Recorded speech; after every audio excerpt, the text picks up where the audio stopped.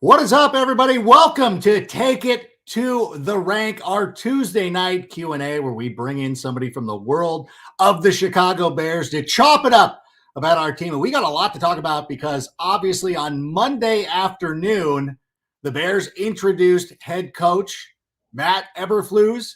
They introduced general manager Ryan Poles. And let's be honest, the Chicago media, the meatball media did their thing. Mike Florio of Pro Football Talk came out and talked about Eberflus not having his coat buttoned. That's our critiques of our coach so far. Like, we got nothing else to talk. Just play the Super Bowl this week, because I don't need your opinion on the Chicago Bears if you're breaking down whether Mike Eberflus was buttoning his coat or not. This is, you know what? I'm ready. Sammy, let's just start the show. I'm fired up already. Turn up your volume. Because you're about to listen to The Sick Podcast with Adam Ray. The sickest Chicago Bears and fantasy football podcast. It's going to be sick. Welcome, everybody. Big Tuesday for you. Now, I'm going to jump right into it. Normally, I would come in, banter a little bit more, but we've got a great guest. Following up from last week, we had Draft Dr. Phil. We have another guy who is one of my personal favorites of all the Chicago Bears media. He is somebody who I watch every week. He's done just a tremendous job of not only promoting the Bears, but really building up his brand, getting and just having a great show. And he brings in great guests, guys like Alex Brown, who is scheduled to join us next week, Olin Kreutz, Brian Urlacher. And he is a legit dude. And I shouldn't spend much time talking about him, because if you know me, you should know him because he's our cuz. It's Mikey V, the Bear Down cuz. Mikey, dude, listen, I know that I was telling you a little bit before we started the show, watching you this season, I felt like a proud cousin watching you blow up. Like, you've been doing amazing. How was the season for you? Season's been great. Obviously the season for the Bears, not so great. Yeah. But first and foremost, thank you for having me. Excited to be here. Your amp up and your intro got me so pumped up, because I am of the thought process. I am so disgusted with the reactions of a majority of the fan base and the majority of the Chicago Bears media that gets paid to cover this team as a full-time job. And obviously this is just something I do on the side. But to get paid, and the reactions and some of the asinine, baseless comments that the media members are making, it just boggles my mind. And Adam, you know me, there's really not too many people as critical of the Bears as I am. I'm very critical. Critical. But fair. I want to point out. But fair. Sometimes, do I over-exaggerate at times? Yes. Do I get a little, do I put on a little showmanship at times? Of course I do. But at the end of the day, we have no basis to judge either of these men. And I'm talking, of course, about Ryan Poles and Matt Eberflus. You have nothing. Nobody even knew who Matt Eberflus was up until a couple weeks ago, a casual fan. That's what aggravates me the most. They come in, the critiques start flying, and it's just so ridiculous to me. Let these guys at least have like one day on the job during the regular season. Let something be produced, free agency, to draft, anything, before you start with the nonsensical critiques. It's crazy. I've never seen anything like it. But Eberflus, he didn't have his coat button. So I guess that's legitimate. Like, we can't win a Super Bowl now. It's over. I saw the guy roll up in a G-Wagon to Hallis Hall, cuz he's doing okay. I think Matt Eberflus I don't think he's worried about his coat buttons. Guy looks like he's in phenomenal shape, number one. You got to respect a guy who looks like he walks what he talks, okay? And no offense to Brian Daboll, who was my first choice for Bears head coach. He was. But Matt Eberflus he looks like he keeps himself in very good shape. So no knocks on Eberflus about a coat being unbuttoned. Ridiculous. It is pretty asinine. And so let's talk about that for a moment before we get to some of the questions. Brian Daboll, that was somebody that I identified as a worthwhile candidate. Yep. When we went with Matt Eberflus, were you disappointed, or were you just like, hey, I'm kind of buying into this? I'm going to tell you why I wasn't disappointed, because of the other two candidates that were listed as the finalists along with him. That's why I wasn't disappointed. And it's not a knock against Dan Quinn, and it's not a knock against Jim Caldwell, but I am of the mindset in the NFL when it comes to head coaches. I've already, I understand Nagy was an unknown, and we all know how that turned out. Unknown in terms of being an NFL head coach, but Right. I'm more of the mentality, the opposite of the devil, that mentality. I'm of the opposite when it comes to NFL head coaches. I kind of have a feeling like I know who Dan Quinn is. I know who Jim Caldwell is. I know what I'm going to get out of them as head coaches. I'd rather go with this guy. Let's see what happens. Granted, I don't want to spend another 4 years in NFL purgatory as much as the next Bears fan. I don't. Right. But I was excited for the fact that it's something new. You don't know what's going to come. These great head coaches, they have to start somewhere. And you don't know that he's not going to be a great one. Now, he might not be. He could be terrible. We don't know. But he's an unknown, and who knows? Maybe this is a hit for them. Maybe this could be the guy, and let's give it a shot, because I don't think you are going to turn Dan Quinn or Jim Caldwell all of a sudden into a Hall of Fame head coach. So because of that fact, I was excited. Yeah, it's one of those things too. I feel like if you wanted to be 10-7 forever, Dan Quinn, Jim Caldwell especially, will do that for you. But let's take a chance. Like a lot of these guys, like everybody came from somewhere. Like Belichick was just a disciple of Bill Parcells. Like all these guys came from all these random organizations, and they come out and listen, a lot of them don't work out. That's the NFL. We could go through a whole list of coaches who didn't work out, but the guy who I kind of, if I'm looking for an analogy, it's similar to last season when, and it's from the same staff, Nick Sirianni was hired by the Philadelphia Eagles, excuse me. Yep. He didn't, nobody knew who this guy was. His introductory press conference wasn't great, but you know what? I know it was the 7th seed, but they still made the playoffs this year. And I think that, hey, I would take that next season. And, I thought, and, I obviously a big thing that I do on my page is, sports advising in terms of sports wagering, but not getting into that. But I felt like the Eagles going into that wild card game. Yes, I agree. They made the playoffs in spite of having a quarterback who, in my eyes, Jalen Hurts is not there yet. Will he ever get there? I'm not sure. I thought they would struggle mightily against Tampa. They did struggle mightily against Tampa. But I thought there were a lot of parallels actually between Sirianni's first year, Nagy's first year, and then kind of not the success obviously in the regular season, but the fact that they both made that last wild card seed, just like the Bears last year made that last wild card seed.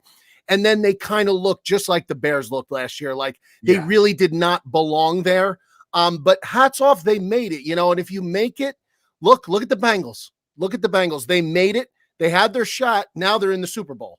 And obviously they're set up a lot differently with Joe Burrow and Jamar Chase and the litany of weapons that they have over there. But they're there. They have a shot, and I agree. I mean, they took a shot on Sirianni, and to me, he looks like he's going to do well there. I'm just a little worried about the quarterback position moving forward for them, but we'll see how they address that. I like Jalen Hurts a little bit more than you, but I think that's because I'm in the fantasy world. So yes, of course, fantasy-wise, yeah. I love it. I know. Listen, I'm biased. Well, that's the same defense, the Kyler Murray defense. I mean, I think it's the same thing. Like Kyler Murray, if you're a fantasy guy, Kyler Murray is a dream quarterback for you. So good. He's so good. I know. We could go down a rabbit hole with that, with Kyler Murray and everything that's going on with Cliff Kingsbury. But we do have a ton of questions. This is the power of the Bear Down Cuz. Everybody wants to talk to you. Me, probably not so much. You come on not true, Adam. And draft Dr. Phil. But let's talk let's start here with Benjamin Dolan. What were your takeaways from the press conference? I got it. Okay. I want everybody to check out the Bear Down Cuz. His Instagram page is, if you don't follow it already, shame on you. You should be. I know that the rant that you had the other day, the reels that you did, I loved it so much. I don't want you to recreate it again, but it is exactly the same thought that I had. But what was your takeaway from the press conference? So my takeaway from the press conference was, number one, I thought that they left me with a lot more of a clear vision of what they thought, especially Eberflus left me with a very clear vision of what he expects from the players. And I said in the rant after they both got hired that Eberflus, to me, and now this was before the press conference, I had really never heard him speak other than what Frank Reich had to say about him, what Jim Irsay had to say about him, what some of the players from Indianapolis had to say about him. But I thought, coming off that little bit of information I had, it seemed to me like he's more of I don't want to say a no-nonsense disciplinarian type of guy, but I do think he's a little bit more regimented and a little bit more structured and pays a little more attention to detail than Matt Nagy. And because of that, I said in my rant that you could book it, you could screenshot it, you could do whatever you want with it, lock it up, put it in a time capsule. The Bears penalties will get cut in half next season. That's what I said. Now, cut in half is a drastic thing to do, but I said it. One of the first points that Eberflus hit on the press conference on Monday was penalties. He talked about being smart and eliminating the penalties because the Bears were one of the heaviest penalized teams in the year. Eberflus said right off the bat, we should be top 5 in penalties. There's no reason not to be. And I think if you watch Bears games as a Bears fan, you saw how penalties, dumb penalties, killed them over the course of a season because they just have a knack for getting these penalties in the worst situations during a game. So I from the press conference, I took away the organization and the vision. To me, seemed very direct. A lot of people were knocking Ryan Poles' emotion that he was displaying. I thought it came off as very genuine. Do I think at one point, it got very slow, and even I was like, wow, man, like he's really, really emotional. But I mean, listen, I don't need him to be the press secretary of the Chicago Bears. I need him to manage the roster. I don't care how emotional the guy gets. I hope he's able to control that emotion when he's doing his job, which I think he will be. But he was put out there in front of everybody. He just became a GM for the first time in his life. He's got his kids there. He's got his wife there. And I think he's just genuflecting on the journey he's had. And I think people making fun of that, quite honestly, maybe perhaps have some internal issues that they can't address in terms. I liked it. And then I thought he recovered well. I thought he answered the rest of the questions well. I loved the one answer he gave when he backed up the hiring of Eberflus, and he said, I looked around and I found him, and he pointed to him. I thought that was great, backing up his guy. I liked the press conference. I did. A lot of people are bashing it. I see a lot of Bears media on Twitter bashing it. I see Bears media bashing it on TV, but I do see a little contingency also that are kind of being like, what are you guys talking about? I thought it was good. I think it's great. So I personally, I liked it. That is me. If I can, in fairness, I think it's worth noting. Number one, he was cut by the Chicago Bears. Yep. So to come full circle to be the general manager, just that on its own. If you want to get emotional about that, you have every right to be. We also have to talk about, and nobody wants to talk about this. I think people are afraid to address this issue. He is a black general manager of a charter franchise who for the longest time did not have a black quarterback, like a regular black quarterback. I know Cordell Stewart was here and Vince Evans and stuff like that, but we have a black franchise quarterback. We have a black general manager. That, again, is a very weighty issue. With everything that's coming out with Brian Flores right now, I think that now you should recognize the fact of why. Like, there's so much going on. The fact he should have been more emotional. I cry during the end of Independence Day when Randy Quaid drives up into the, spoiler alert, by the way, drives up into the alien ship. And this guy is making a monumental, it's a monumental hire. And you know what? He's got so much control of this organization. He doesn't have anything to apologize. You listen, meatballs, and you know who you are. Back off. Give him, just give him a week. Do what just I'm let saying. Him. But I really am. I could not believe that people would take it in a bad way. Like I shouldn't be surprised because we delve in social media enough. But goodness gracious, I thought he hit all the right notes. I love what he said about taking back the North, or taking the North. Tremendous. Well, that's a huge thing too, because to get to the Super Bowl, you got to win the division, baby. And I love where his head's at. Sammy, I'm sure we got more questions. I'm sorry, I didn't mean to cut you off, Mikey. No, I won't do that again. What do you think about Joe Brady possibly being a quarterback's coach and passing game coordinator for the Bears? He interviewed today on Tuesday. What do you think, Mikey? I think that it would be a great hire. I think a lot of people, if there's one hire that I think would be unanimous, everybody rallies around it or behind it, I should say, Joe Brady hire involved in this offense would be. I think Joe Brady got a raw deal coming out of Carolina. I think he was the scapegoat for Matt Rule. I'm not so certain that you could place all the blame on Joe Brady. The quarterback situation, I thought Darnold proved that really he's not the guy, I don't think. And Cam Newton, I think it was just a circus, and I think Brady was the scapegoat. So I think Brady coming here, I think, again, would be a pick higher, I should say, that everybody would. I don't see anybody complaining about that hire. And maybe it's because he's a household name, because casual fans love household names. You throw household names out, that's usually who they could get behind because they have the familiarity. But I think that hire, in all seriousness, apart from the OC hire that they just made from Green Bay, if he's on the staff, the offensive staff, I think it's a slam dunk hire. I would love to see that. I will agree with you. I like that he's not the offensive coordinator. Mm-hmm. There are legitimate football reasons why it didn't work out in Carolina. I don't want to burn anybody because I get some secondhand information. One of the problems with Joe Brady, though, I don't even know if I can talk about this, but he doesn't. One of the knocks on him was that he doesn't self-scout. That if you notice in the first couple of weeks, again for the Panthers, like Sam Darnold looked like looked like Cam Newton. He didn't make adjustments, which is like, if we know Matt, like it's a very Matt Nagy trait. But here's the thing: like as a quarterback coach, that's fine. Like that's what he did in New Orleans. It's fine. He can work with guys. He worked with Joe Burrow. So as a quarterback's coach, I would co-sign on Joe Brady as long as he's not calling the plays. Like that's me. No, listen. And I'm the positive guy, so I'm not trying to be mean. Yeah, and I think they're definitely giving Getsy, Luke Getsy from Green Bay, the autonomy to be the sole play caller. I think that was part of the enticing package to get him here. I think that was part of the deal for him, was that he was going to have complete, driver's seat control of the offensive play calling. And that was another, going back to the presser. I don't mean to go back to the presser. Another great thing I loved about Eberflus was how, when he was asked, are you going to dabble in the defensive play calling? He said, no, I'm going to be a head coach. I'm the executive coach. I have to worry about the entire team. And it's just the antithesis of Nagy's approach. I love it. He's going to be overseeing and everything and letting his people, he's going to rely on his people. And, as a manager, as a leader, I think that's very important, rather than trying to burden everything on your own shoulders and narrowing your scope of vision. I think he's going to keep it broad. And I think that's a recipe for success.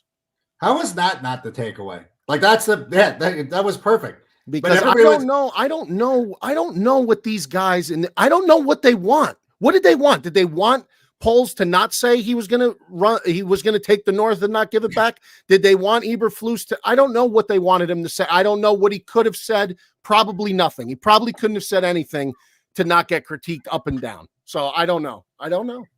He's like, he said the word why. We hate him. Yeah. Terrible hire. Terrible hire. You meatballs. Listen, you guys, you're wearing on me. Let's get another. Sammy, what do we got? I know that we got tons of questions. Ryan Samuelson, do you think the Bears continue to be run heavy with David Montgomery next season with an improved offensive line? What do you think the philosophy is going to be? Well, number one, I'm excited to see what the offensive line looks like, because now you have a general manager who's a former offensive lineman. And he even hinted at during the press conference that a concentration is going to be on the offensive line. He hinted at it. He did say that they were going to build through the draft specifically.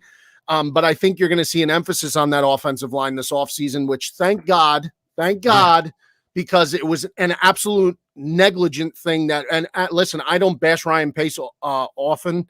I think he got a lot of bad heat in some areas, but I do think one area he was really negligent with was the offensive line. When you're calling Jason Peters off his fishing boat when he's 40 years old to come and play left tackle because your left tackle got hurt during minicamp and you don't have option B, and that's your answer.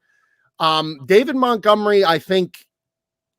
Listen, I know Bears fans love David Montgomery. I like David Montgomery a lot. I think he's a tough runner.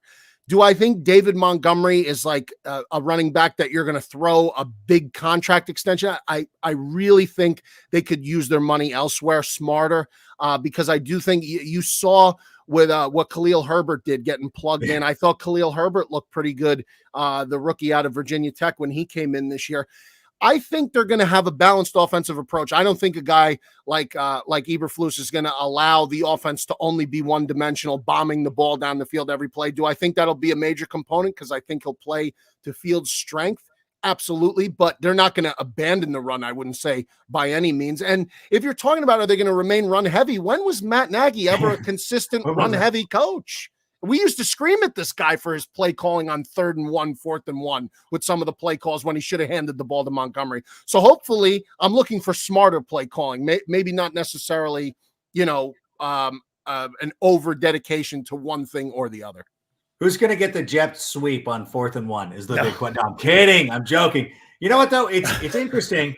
Khalil Herbert pretty much ended any notion that David Montgomery is going to get a second contract. I mean, it's just the reality of the NFL. I like David Montgomery too. I'll root for him wherever he is. Listen, I'm just being practical on this. I love him. I really do. I'm a big fan. Khalil Herbert showed like he's capable. That's the way the NFL works now. I'm not saying it's right or it's wrong. It's just the way that it works. But I think they're really going to have to run the football because to be effective throwing the ball deep is you want to set up play action. And if you make teams respect the run, then you'll be able to throw the ball deep. And remember this too, Ryan Poles was involved in rebuilding the Chiefs' offensive line. Like the Chiefs lost that Super Bowl 2 years ago or last year because they couldn't block anybody. And they went out there, rebuilt the offensive line, made it all the way back to the AFC Championship game for the 4th consecutive year. I expect the Bears to be in a very similar position. And if something happens where if Tev can't make it or something happened to Larry Borum or something like that, like they're going to actually have somebody on the roster that they can come in and replace them with. So I'm excited to see the moves that they make there. Let's go, Sammy. Well, I'm sure we got more. Jared Dieter, with Poles saying he'll be calculated and disciplined in free agency. What are some of the realistic names we could see him target? Have you already taken a look at some of the possible free agents? Wide receivers in particular really is the only thing I'm looking at right now because I think that's where the Bears really, really, really need help. They need elite pass catchers. Do I think they're going to get Devontae Adams? No. I don't think they can afford it. No way. He's going to get franchise tag. He's staying in Green Bay. Okay. I mean, that's certainly a strong possibility, I think, too. But if you look at a name like a Michael Gallup, and I know he's obviously recovering from an injury, if you look at even a DJ Shark, who is, a deep threat kind of a guy, Juju Smith-Schuster, I don't know if I really want to get involved with Juju. Obviously, Godwin is going to be a big question mark too. Again, with the torn ACL late in the season, he's going to be rehabbing. I think they would want somebody to come in. A name that intrigues me, Adam, is Clemson Mike Williams out of I always almost say San Diego, out of the Los Angeles Chargers. That is an intriguing name. Big body receiver. I thought he showed out this year. I think that could be an interesting option for the Bears. And, not necessarily, I don't think they'd have to break the bank either to bring him in. So I think they could go in a direction like that. I think everybody wants, and OBJ, where's OBJ going? Are the Rams want to keep him? I understand that. And I know they have a lot of money coming off the books this year with Goff and with Gurley. All that money is finally coming off the books. So I think, though, that they have to make a decision. Are they going to pay Von or OBJ? They're going to pay both of them. I guess they could. OBJ, I would almost say, is kind of a little more valuable to them right now. The way it looks, he looks like his old self. I wouldn't be opposed to OBJ. I know with OBJ comes a lot of baggage, a lot of drama, but it certainly looks like he's put that behind him in LA. Maybe it's because he's very comfortable there. But yeah, I think Bears fans want a big splash name at wide receiver. I don't know if they're going to get that, but I'm looking at wide receiver. Can they get somebody in the draft without a first round pick? It may be a little difficult. But yeah, I don't think he's going to overspend in free agency. Like you said, I mean, he made it clear he wants to build through the draft. And you know what? Every Bears fan always complained that they didn't build through the draft. And now this guy says he wants to build through the draft. And, they're going to complain that he's not signing big name free agents. So it's really a lose-lose situation for whoever is in control of this team. It seems like. Yeah, he's not going to win one way or the other with that. I mean, not like on the field he will, but I think with the hearts and minds of Bears fans, because I think, like you said, the biggest names free agent wise at the wide receiver position, Michael Gallup, Chris Godwin, both coming off injuries. And then there's a lot of guys. There's a lot like these players could end up playing well. I think Mike Williams, there's something about, I like him. Yeah. I think he would, he would be great. Like I think him and Darnell Mooney, but they still need that alpha male. Yes. They still need that number one guy. I know people talk about drafting David Bell, but with all the positions that they need, on the offensive line, at wide receiver. I think we're probably going to have to trade off that spot and kind of try to attack it with multiple seconds and thirds and things like that. And probably not staying at 39 and having to move down a little bit and then just see the way everything breaks out. But I like the approach. Me too. And it feels like we have a concise approach. Like, okay, yeah, we'll be just smart in free agency. We don't, and it's probably, listen, there's two sides of this. There is we could compete for a playoff spot this next season. Like, I think it's realistic. I think with the Eagles, they kind of gave the groundwork of that. The possibility of Aaron Rodgers not being in the NFC anymore. Tom Brady's not playing for the Tampa Bay Buccaneers. The New Orleans Saints don't have Sean Payton. The NFC is all of a sudden really wide open. Wide open. And you know what? So why not? But then is it a realistic Super Bowl team? So it's a kind of a catch-22. Like, I don't think that there's a splash hire or a splash free agent that pushes the Bears over the top to go to the Super Bowl. So why not save the money for future years? Already start thinking about Justin Fields' extension and things like that, which we don't have to worry about for quite some time. But still, just keep that in mind and move forward. Be smart. Draft some good players. I have a lot of faith in them to do so just by looking at the Chiefs. The Chiefs draft really well. I anticipate the Bears doing the same thing. All right, Sammy, what do we got next? DJ Lux, can we figure out what they'll do with Tariq Cohen? I don't know. I don't even know if he's playing anymore. And that's another thing that I kind of liked about Eberflus and Poles. And again, this was before they really have any intimate involvement in real in-season operations.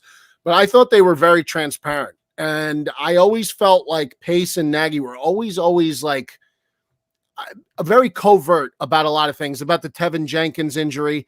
You never even heard about Tariq Cohen's progress, really. So I have no idea where Tariq Cohen is at. Zero, because I don't know anybody that does. I haven't heard hide nor hair of Tariq Cohen's progress.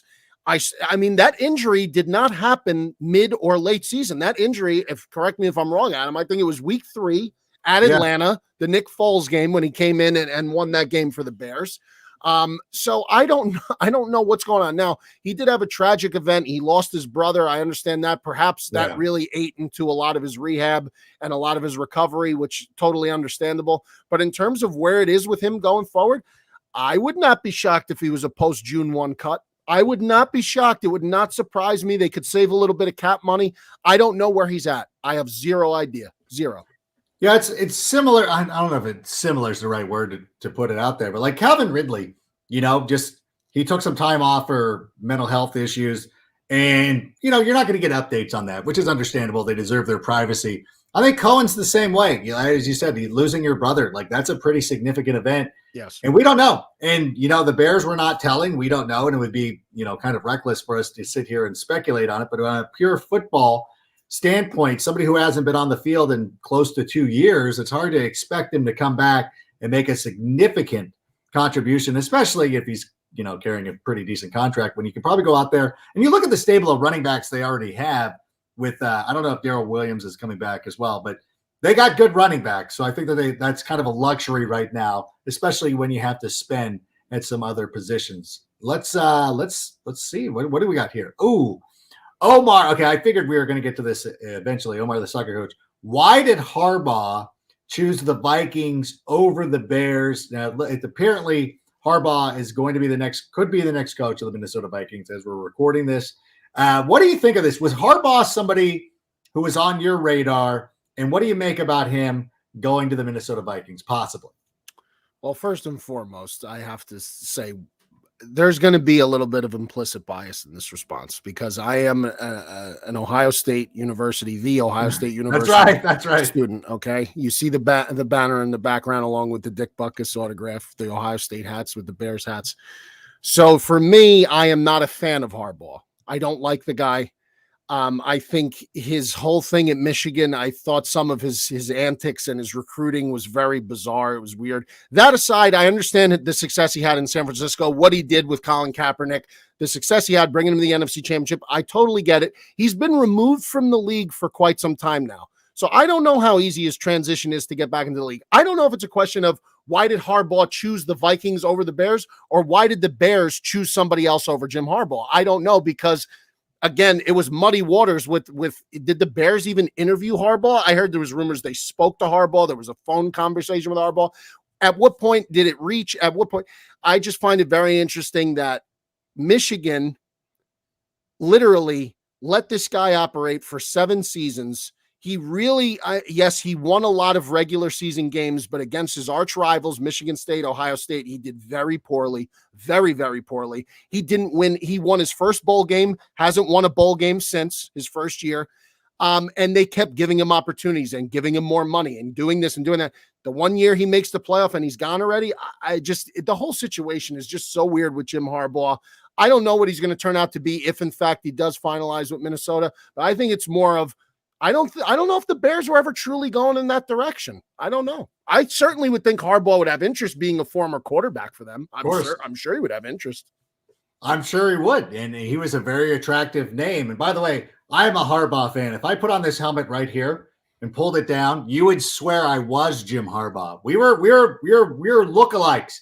When I played high school football, people were like, "You look like Harbaugh."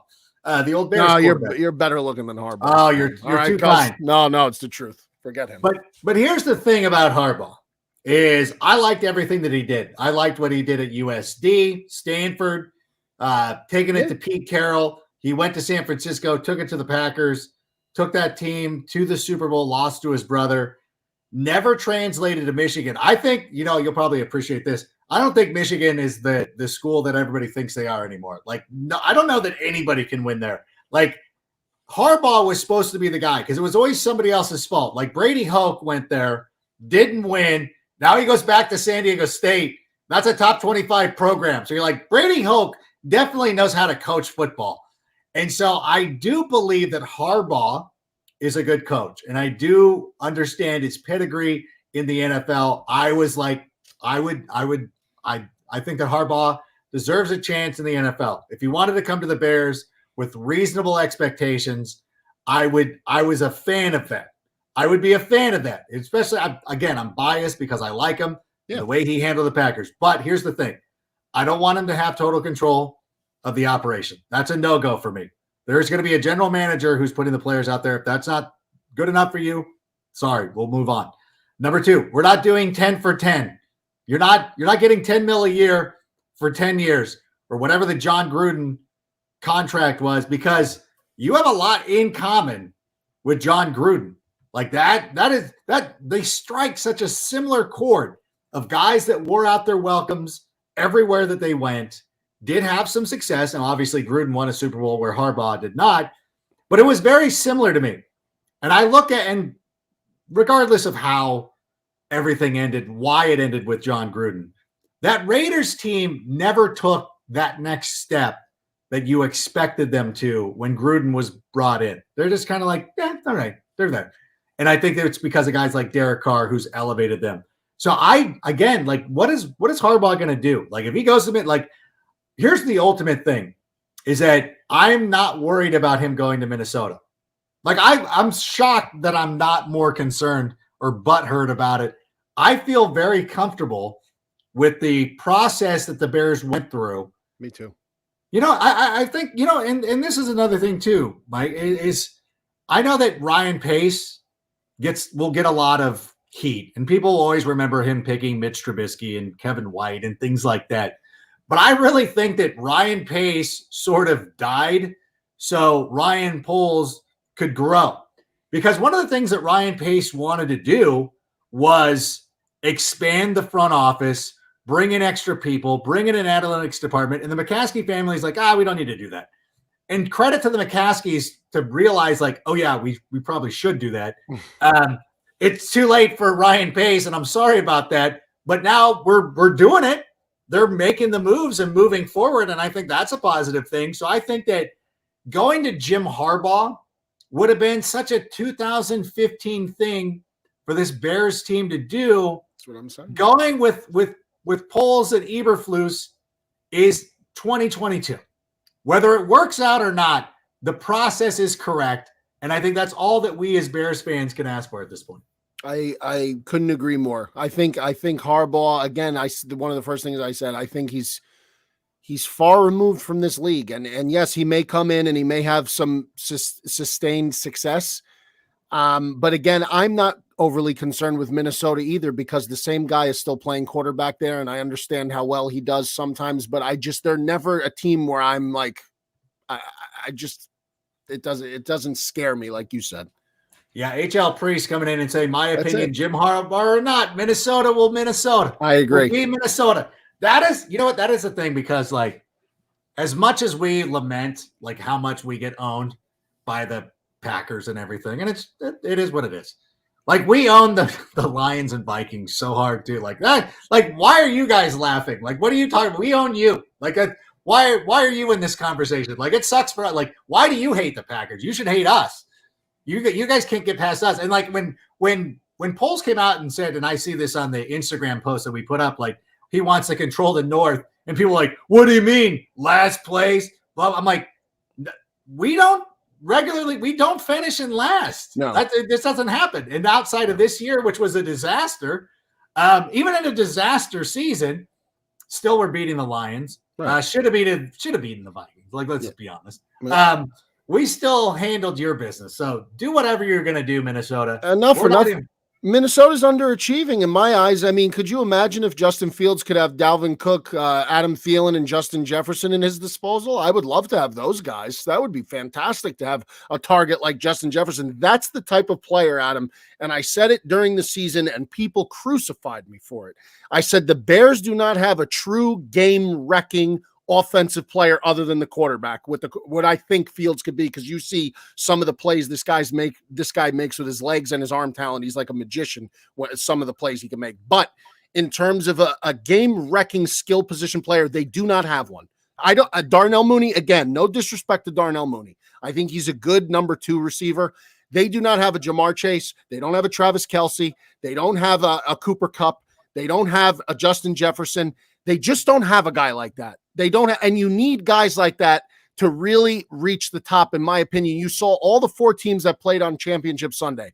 George Kittle, Bears don't have a guy like that. Deebo Samuel, Bears don't have a guy like that. Cooper Kupp, OBJ, Jamar Chase, Tyreek Hill. The Bears don't have a guy like that. They don't have a guy like that. They need at least one guy, at least one like that. It was amazing. Absolutely. And the amazing part of the NFC Championship game, offensively, the 2 most important players were Deebo Samuel and Cooper Kupp. Like, it wasn't the quarterbacks. It obviously wasn't Jimmy Garoppolo. And in some respects, like, Matthew Stafford throws some nice passes here and there. But it was the wide receivers. And again, that gives me optimism for the Bears of like this, again, with Tom Brady retiring, Brees gone last year, Aaron Rodgers possibly leaving the conference. Like, it is so ripe for the picking. Because if all that happens, if all that shakes out, who's the best quarterback in the NFC? Probably Dak Prescott, followed by, Stafford will still be there. Kyler, okay. Russell, I guess Russell's still there, but it's like Russell might be on the move. Like, we don't even know. Like, we can't even take that for a given that he's going to be in Seattle. So I think if they could just get that wide receiver. Minnesota, just give us Justin Jefferson. They just hand him over. The young elite quarterback talent is totally concentrated now in the AFC. Justin Herbert, Joe Burrow, Mahomes, Josh Allen. It's all concentrated in the AFC. So you're 100% right. If Rodgers moves on, and let's say Rodgers goes to Denver or Pittsburgh, which a lot of people are saying he may go there. Yeah. That's even one less. So, if Rodgers leaves the NFC, and Dak Prescott is the worst guy you're going to run into, by my estimation, Dak Prescott really looked like he was having a tough time towards the end of the season. I don't know if he was hurt. I don't know what was going on, but it looked like he was having a rough time. All the elite quarterback play now is concentrating in the AFC. Ripe for the pickings, what you said was 100% accurate. Love it. All right, what else do we got here, Sammy? Will the Bears bring back Vic Fangio since we parted ways with Desai? Actually, no. We hired a defensive coordinator. We're bringing in a guy from the Colts, right? Wasn't it the defensive backs coach? The safeties coach. I don't know if that hire is finalized yet, but that's the direction I heard. I understand that they're leaning. So yeah, I don't think Fangio is an option. I don't think jumping the gun. Yeah, jumping the gun a little bit. Fangio's a 3-4 guy. Eberflus is going back to a 4-3, so I don't really know how that would jive out either. Yeah, I was curious too. I had said, when this process started, I knew this, and we said it on this show early on. As I said, I don't think that, and obviously it's not going to happen now because of the lawsuit, but I'm like, Brian Flores is not going to be a head coach this year. I said this weeks ago because the track record in the NFL for black head coaches is that you do not get another chance. Outside of Tony Dungy, no other, like Raheem Morris, fired. Now he's a defensive coordinator. He's getting interviewed. Raheem Morris was one of them. Todd Bowles was another one. Vance Joseph's not getting another one. Tony Lynn's not going to get another job. Steve Wilkes had 1 year. And I was like, Brian Flores might be a defensive coordinator someplace this season. Now, obviously, he's not going to be because there's a lawsuit going on. And I think he understands. He sees the writing on the wall. So he's taking out a bigger cause, which is great. I support him 100%. And I shouldn't say that no, I support him 100%. I was going to say as an employee, but it's like, listen, like it is what it is. See how it plays out. I want to give him the benefit of the doubt. And I think that, I just knew this was going to happen to him. And so when you look at the defensive coordinators who are available, I know Vic Fangio gets thrown around. It would be great, but I do agree with you. They're going to go 4-3. They're probably going to bring in some of the Colts guys. That's the way that the Bears are set up. Like we're not bringing in the comfortable names. And I know it's kind of like being on a road trip and you're driving across country and you don't know where to eat and you see a Taco Bell and it might not be your first option, but you're familiar with it. You know what you're getting.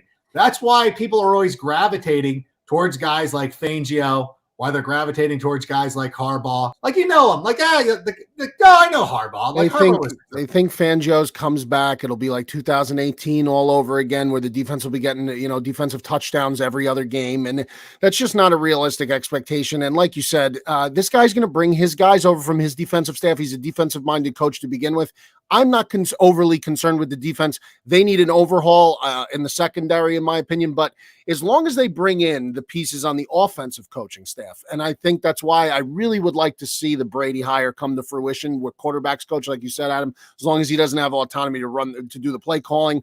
Again, I don't think he will. But the Luke Getsy hire, the Bears are hiring these guys from winning organizations.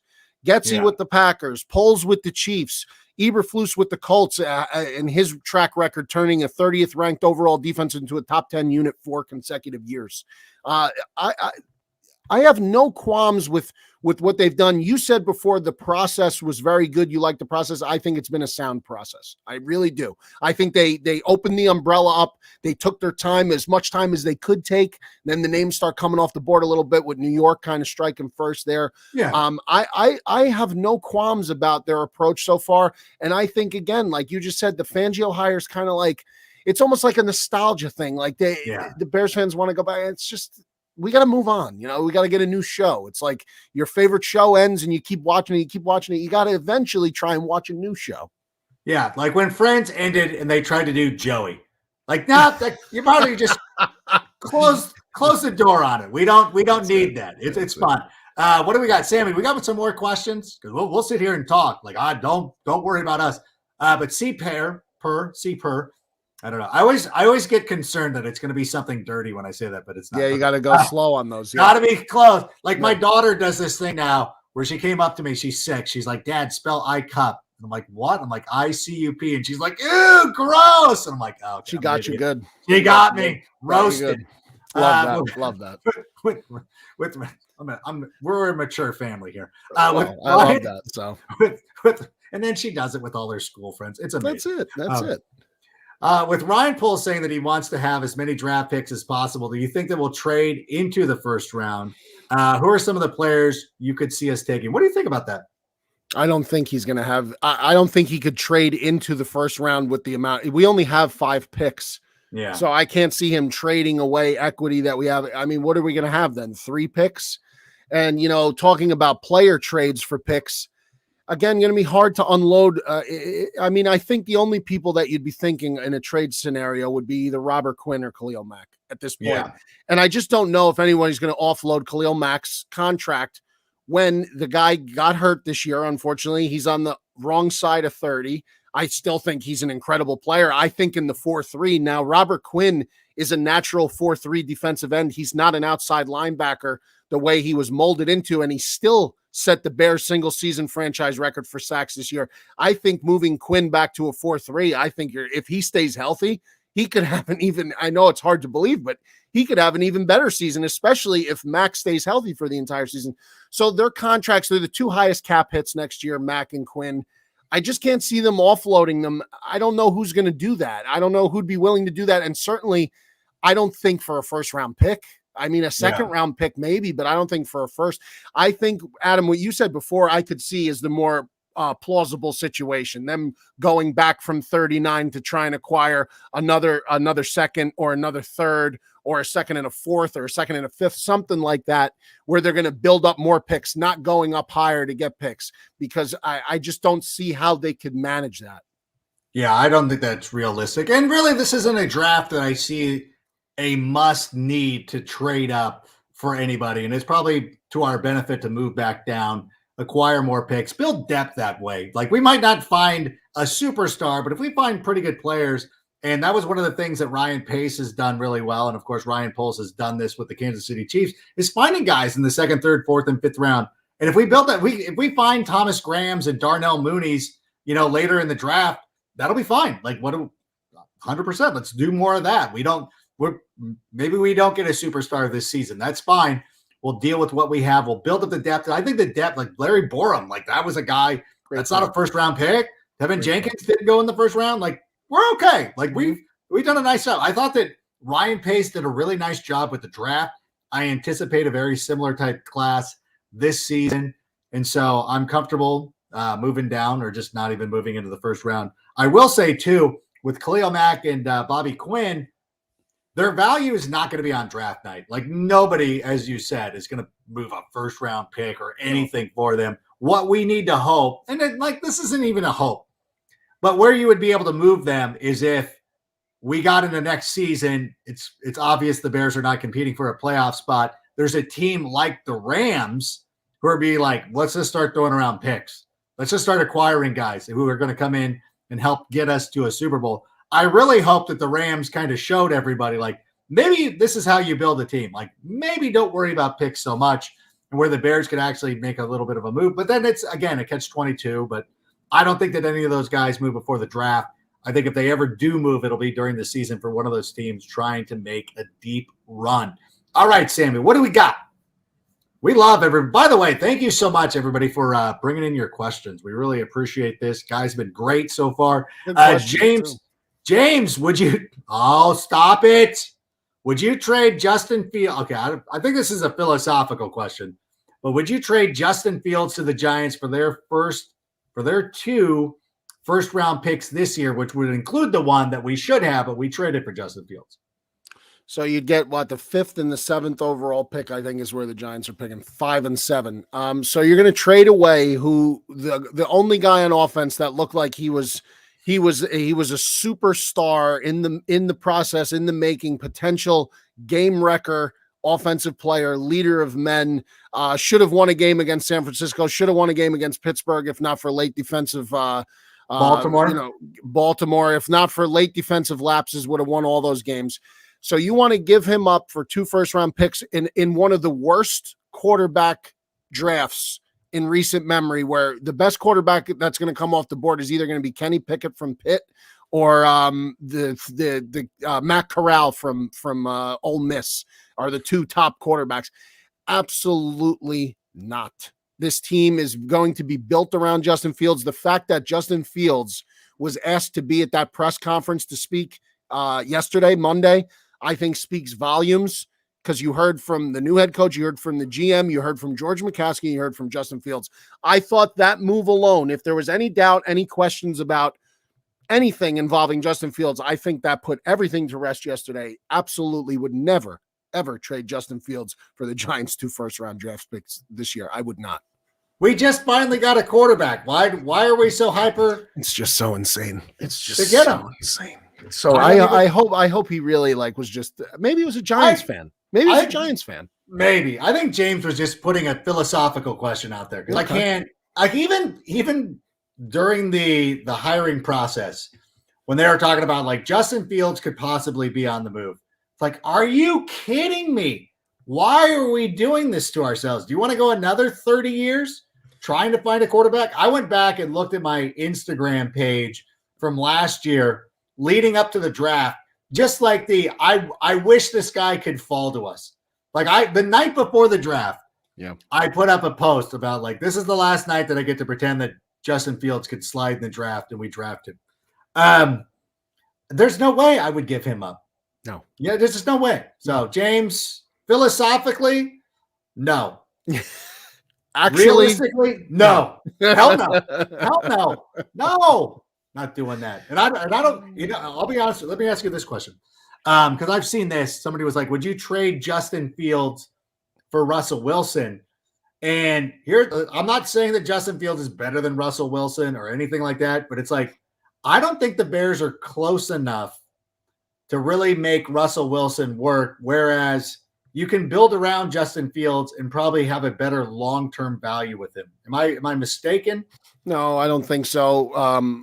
I think Russell obviously had his struggles this year, well documented, and look who he's throwing the ball to. Again, two guys that the Bears do not have anyone of DK Metcalf's caliber in terms of game-breaking ability, Tyler Lockett's ability. They don't have that. I know Seattle struggles in the run game. I know they struggle in play calling. I know a lot of people are on Pete Carroll for play calling. Their running backs were oft injured this year. The offensive line, well documented that they have trouble blocking, but so do the Bears. So what is Russell Wilson? I think you hit the nail on the head. What is Russell Wilson going to do here that's going to catapult the Bears all of a sudden into a Super Bowl contender? I understand he's been a very successful quarterback. I understand he's been to 2 Super Bowls and won one. I get it.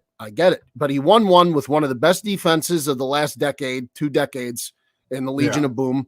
And the other one, when they put the ball in his hands instead of beast mode, he threw a game-ending interception. And I'm not saying that's his fault. The play call was horrible. We know all this, but let's not turn Russell Wilson into the Deshaun Watson. And now we can't even talk about Deshaun Watson because it's still the legal issues of God knows what even going on with him. But I would, if I'm going to trade Justin, I want a young guy who has, another 10 years ahead of him. Because that's what Justin Fields is only 23 years old, I think. He's 22. He's 22 years old. I mean, that's crazy. That's crazy talk. It's crazy Don't forget talk. that. And by the way, for everybody who says that Ohio State quarterbacks can't win, Joe Burrow went to Ohio State. Just pointing that out. By the way, here's my thing too. Anytime anybody points it out, you know how many quarterbacks have been drafted in the first round out of Ohio State since, 1982?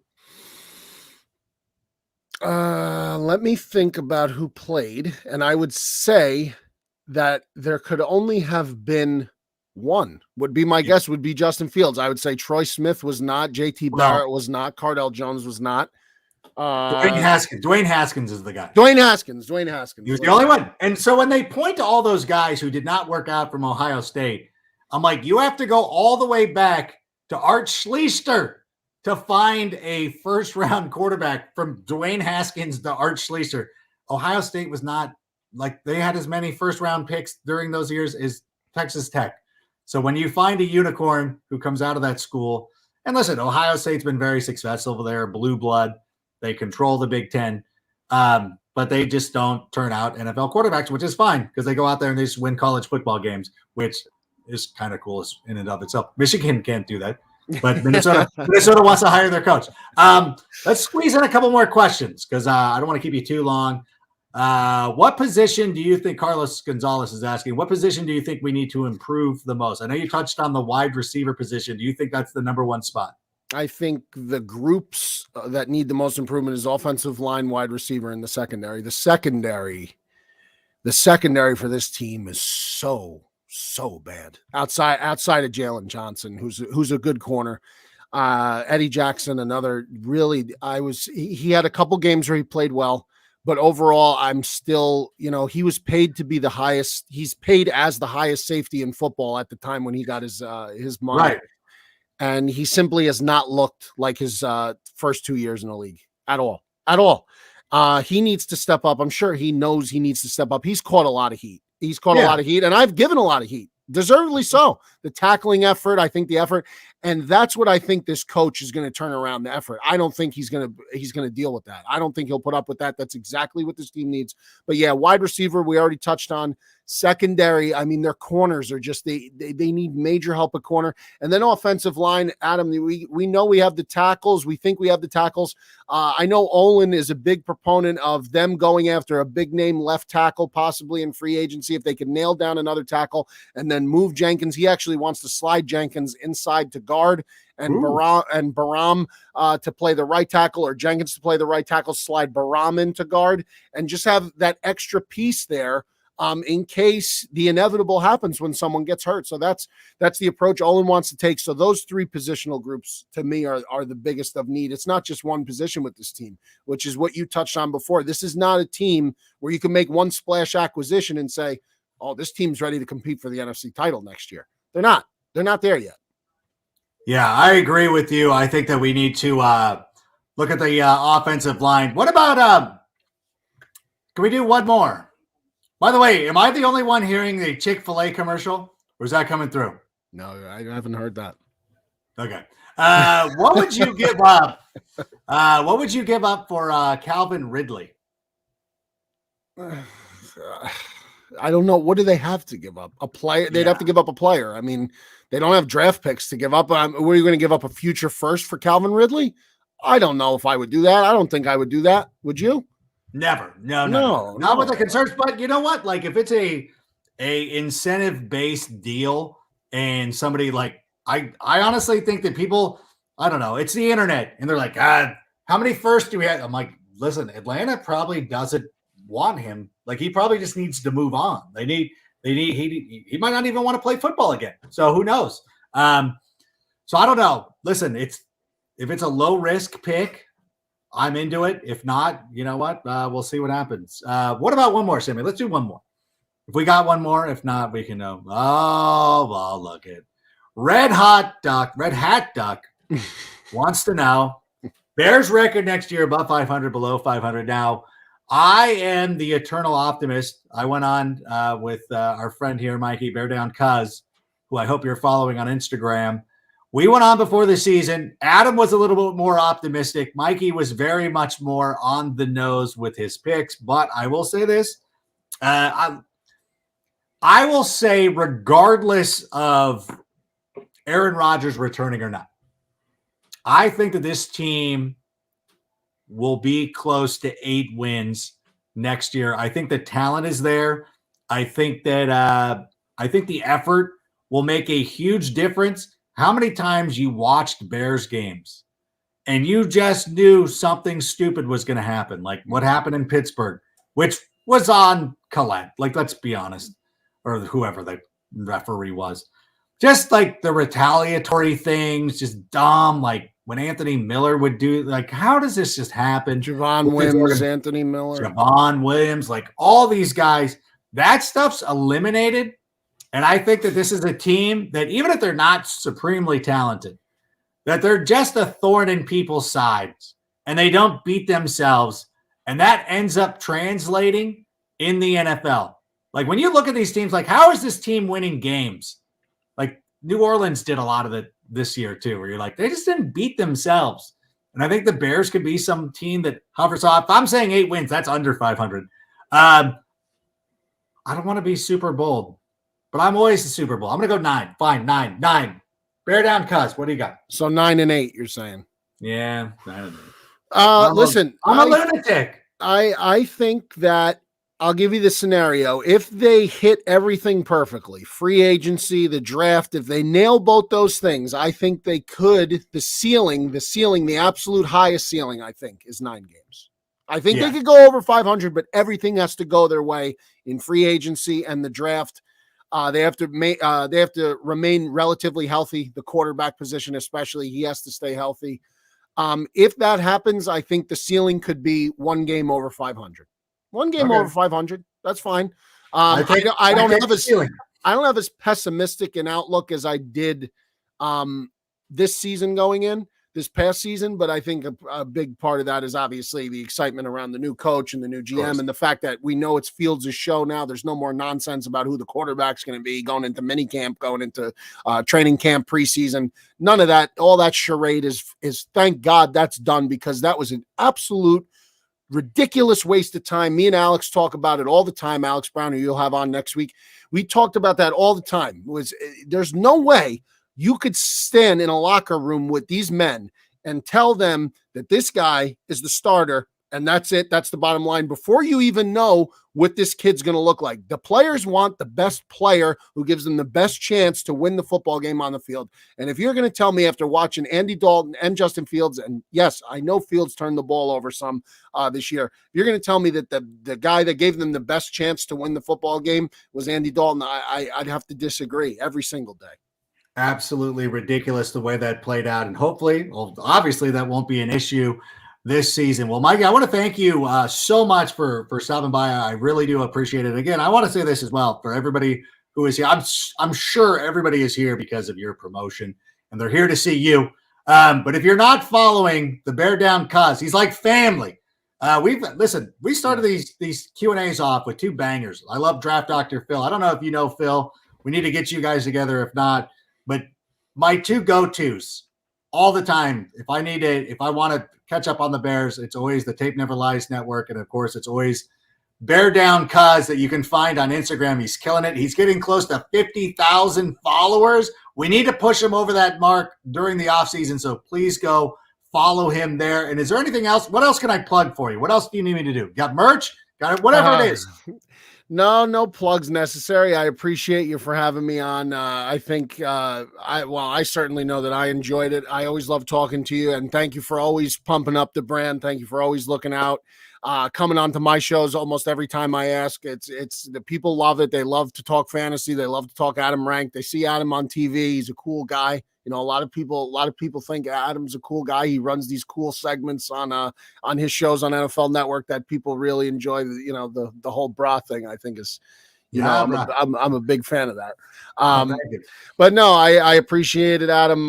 And I think this season coming up will be a good one for everybody involved, including yourself, including myself, and I think good things to come in the future, my friend.